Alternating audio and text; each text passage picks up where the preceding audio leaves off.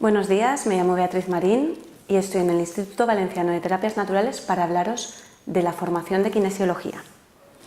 La kinesiología es una terapia natural que trabaja con el ser humano en su globalidad y lo hace a partir del test muscular, que es la herramienta de comunicación que tenemos con el cliente.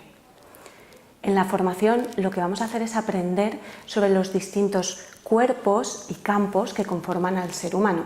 Es decir, trabajaremos con la parte estructural, con la parte química y nutricional, con la parte más psicológica que tiene que ver con lo mental y lo emocional y también con la parte energética y sutil.